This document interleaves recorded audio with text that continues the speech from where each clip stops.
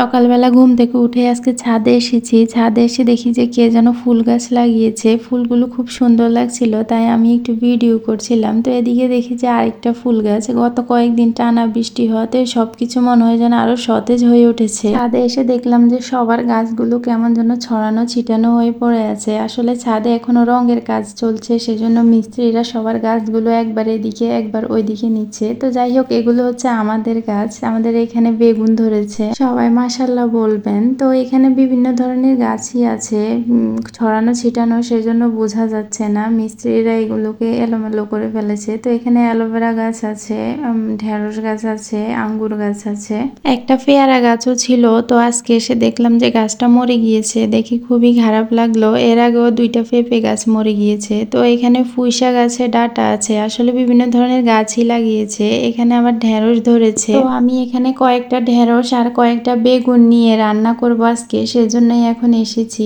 তো প্রথম দিকে আমাদের গাছগুলো রঙের বালতিগুলোতে লাগিয়েছিল, তো পরে দেখলো যে বালতিতে গাছ হয় না, সেজন্য পরে অনলাইন থেকে জিও ব্যাগগুলো কিনেছে, কিনে ওইগুলোতেই গাছ লাগায়। যাওয়ার সময় দেখলাম যে এখানে আবার পাখি আছে, তো পাখিগুলোকে একটু ভিডিও করলাম। ভিডিও করে আমি এখন বাসায় চলে যাচ্ছি। আমি এখানে কয়েকটা বেগুন আর কয়েকটা ঢেঁড়স এনেছি। তো আজকে বেগুনটা রান্না করব রুই মাছ দিয়ে, আর ঢেঁড়সটা অন্য একদিন করব। অপর চুলায় আমি এখন গরুর মাংস রান্না করব। তো আমি এখানে বেগুনের জন্য মাছটা ভেজে নিচ্ছি। আসলে নিজের গাছের সবজি নিজের হাতে পেরে এনে রান্না করার মধ্যে আলাদা একটা এক্সাইটমেন্ট কাজ করে। তো আমার এখানে মাছটা ভাজা হয়ে গিয়েছে, আমি মাছটা তুলে রাখছি। তুলে সেই তেলেই পেঁয়াজটা দিয়ে দিলাম। আমার হাজবেন্ডের খুবই শখের ছাদ বাগান, সে বাচ্চাদের মতোই তার গাছগুলোর যত্ন নেয়। প্রতিদিন অফিসে যাওয়ার সময় একবার গাছে পানি দিবে, আবার অফিস থেকে এসে ফ্রেশ হয়ে ছাদে গিয়ে গাছে পানি দিবে। আমি আসলে যেহেতু সারাদিন বাচ্চাদেরকে নিয়ে রান্না বান্না কাজকর্ম নিয়ে ব্যস্ত থাকি, তাই আমার খুব একটা ছাদে যাওয়া হয় না। আমার বাসায় দুইটা বারান্দা, বারান্দাগুলো